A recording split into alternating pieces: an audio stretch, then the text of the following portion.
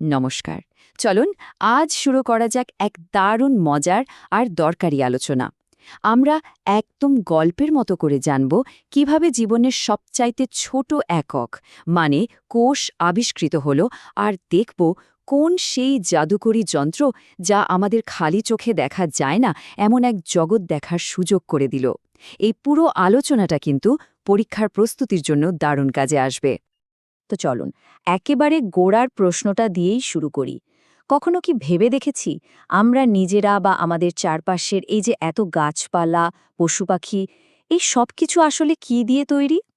এই ছোট্ট একটা প্রশ্নের উত্তরে কিন্তু আজকের পুরো জীববিজ্ঞানের ভিত্তি তৈরি করে দিয়েছে। ব্যাপারটা বুঝতে হলে চলুন একটা খুব সহজ উদাহরণ দেই। একটা বড় বাড়ি যেমন হাজার হাজার ইট একটার পর একটা সাজিয়ে তৈরি হয়, তাই না? ঠিক সেইভাবেই কোটি কোটি কোষ একটার সাথে আরেকটা মিলে তৈরি করে যে কোনো জীবের শরীর। জীবনের একদম মূল ধারণাটা বোঝার জন্য এর চেয়ে সহজ উদাহরণ আর হয় না। তো আজকের এই জার্নিতে আমরা কি দেখব এক ঝলকে দেখে নিই। প্রথমে আমরা জানব জীবনের মূল ভিত্তিটা কি, তারপর দেখব প্রথম কোষ আবিষ্কারের সেই রোমাঞ্চকর গল্পটা, এরপর অণুবীক্ষণ যন্ত্রের বিবর্তন, কোষতত্ত্বের জন্ম, আর সবশেষে আমরা বুঝব এই জ্ঞানটা আমাদের জন্য ঠিক কতটা জরুরি। বেশ, তাহলে আর দেরি কেন, চলুন আমাদের যাত্রার প্রথম ধাপে যাওয়া যাক, যেখানে আমরা জীববিজ্ঞানের সবচেয়ে মৌলিক বিষয় নিয়ে কথা বলবো। তাহলে এই কোষ জিনিসটা আসলে কি? সোজা কথায়, কোষ হলো যে কোনো জীবের শরীর তৈরির একক এবং কাজেরও একক। মানে এটাই জীবনের সবচেয়ে ছোট অংশ, যা নিজে নিজে বেঁচে থাকতে পারে আর জীবনের সব দরকারি কাজগুলো করতে পারে। আর এটা এতটাই ছোট যে খালি চোখে দেখার কোনো উপায়ই নেই। এখন একটা মজার ব্যাপার হলো, এই যে কোষের কথা আমরা এত সহজে বলছি, এর আবিষ্কার কিন্তু একদিনে হয়নি। এর পেছনে আছে কয়েকশো বছরের এক লম্বা আর দারুণ এক গল্প।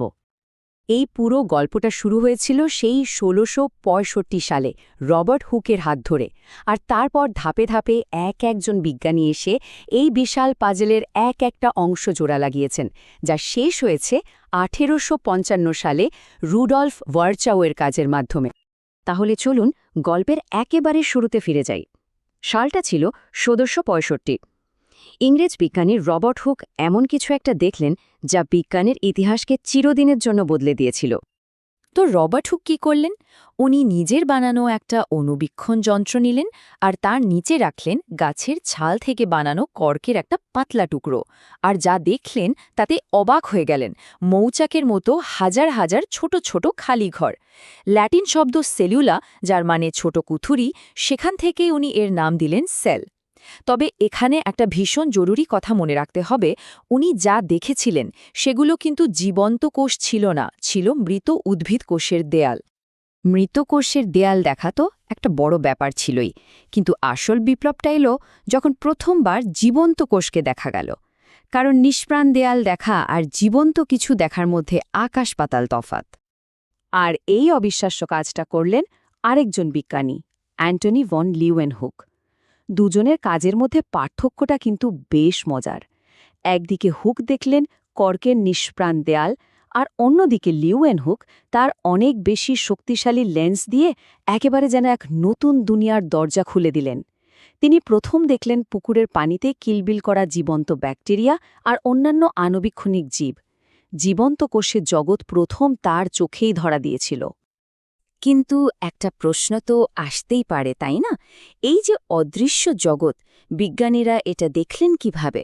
এর উত্তরটা লুকিয়ে আছে একটা যন্ত্রের মধ্যে, যার নাম অণুবীক্ষণ যন্ত্র।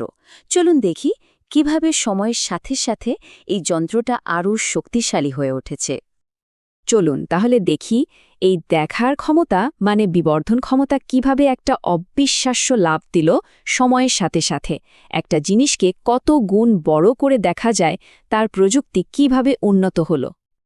একদম শুরুতে ছিল সরল অণুবীক্ষণ যন্ত্র। এটা একটা জিনিসকে বড়জোর ১৫ থেকে ২০ গুণ বড় করে দেখাতে পারত, মানে সবে শুরু আর কি। এরপর এলো আসল গেম চেঞ্জার, যৌগিক আলোক অণুবীক্ষণ যন্ত্র। এটা বিবর্ধন ক্ষমতাকে এক লাফে নিয়ে গেল প্রায় ২০০০ গুণে। ভাবা যায়? এর ফলে কোষের ভেতরের অনেক কিছু প্রথমবার স্পষ্ট হল। কিন্তু বিজ্ঞান তো এখানেই থেমে থাকেনি। এরপর এলো ইলেকট্রন অণুবীক্ষণ যন্ত্র, আর এটা বিবর্ধন ক্ষমতাকে নিয়ে গেল এক অবিশ্বাস্য পর্যায়ে, প্রায় ৩ লক্ষ গুণ বা তারও বেশি। এর ফলে কোষের ভেতরের একদম খুঁটিনাটি জিনিসপত্র আমাদের চোখে ধরা দিল। তাহলে এই ৩ ধরনের মাইক্রোস্কোপের মধ্যে মূল পার্থক্যগুলো কি পরীক্ষার জন্য এটা কিন্তু খুব গুরুত্বপূর্ণ। দেখুন, সরল যন্ত্রে একটাই লেন্স, যৌগিক যন্ত্রে একাধিক কাচের লেন্স, আর ইলেকট্রন যন্ত্রে একদম আলাদা তড়িৎ চৌম্বকীয় লেন্স। এদের আলোর উৎস আর বিবর্ধন ক্ষমতা একদম ভিন্ন, যা এদের প্রত্যেককে আলাদা আলাদা কাজের জন্য উপযোগী করে তুলেছে। যতই মাইক্রোস্কোপ উন্নত হচ্ছিল, বিজ্ঞানীরা কোষের ব্যাপারে আরও অনেক কিছু জানতে পারছিলেন। আর এই সব জ্ঞান একসাথে হয়ে জন্ম দিলেও জীববিজ্ঞানের সবচেয়ে ফাউন্ডেশনাল একটা তত্ত্বের কোষতত্ত্ব। শ্লেইডেন, সোয়ান আর ভার্চাও এই ৩ বিজ্ঞানীর কাজের ওপর ভিত্তি করে আধুনিক কোষতত্ত্ব মূলত ৩টি স্তম্ভের উপর দাঁড়িয়ে আছে। এগুলো কিন্তু মনে রাখা খুবই সহজ। প্রথমটা হল সব জীব এক বা একাধিক কোষ দিয়ে তৈরি। দ্বিতীয়, কোষই হল জীবনের গঠন আর কাজের মূল একক। আর তৃতীয়, সবচেয়ে গুরুত্বপূর্ণ কথাটা হল নতুন কোষের জন্ম হয় সবসময় আগে থেকে থাকা কোনো কোষ থেকেই।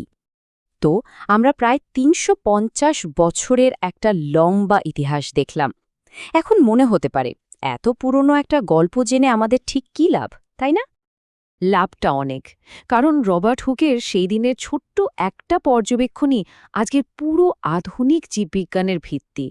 কোষকে যদি আমরা না বুঝি, তাহলে জীবন কিভাবে কাজ করে, রোগ কেন হয়, তার চিকিৎসা কি হবে, এইসবের কিছুই আমরা কোনোদিন বুঝব না। তাহলে চলুন আজকের আলোচনা থেকে সবচেয়ে গুরুত্বপূর্ণ বিষয়গুলো, যা পরীক্ষার জন্য মনে রাখতে হবে, সেগুলো একবার ঝালিয়ে নিই। প্রথমত, সব জীব কোষ দিয়ে তৈরি। দ্বিতীয়ত, অণুবীক্ষণ যন্ত্রই ছিল সেই চাবি যা এই গোপন জগতের দরজা খুলেছিল। তৃতীয়ত, কোষতত্ত্ব আমাদের জীবনের মূল নিয়মগুলো শিখিয়েছে। আর সবশেষে, এই জ্ঞানটাই হল আজকের দিনের আধুনিক জীববিদ্যা আর চিকিৎসার ভিত্তি। যাওয়ার আগে চলুন একটা প্রশ্ন নিয়ে ভাবি। আজকের প্রযুক্তিও কিন্তু একদিন পুরনো হবে। ভাবুন তো, ভবিষ্যতের আরও অনেক উন্নত অণুবীক্ষণ যন্ত্র আমাদের সামনে কোষের ভেতরের আরও কি অজানা রহস্য তুলে ধরবে। উত্তরটা এখনও আমাদের অজানা, আর সেখানেই তো বিজ্ঞানের আসল মজা।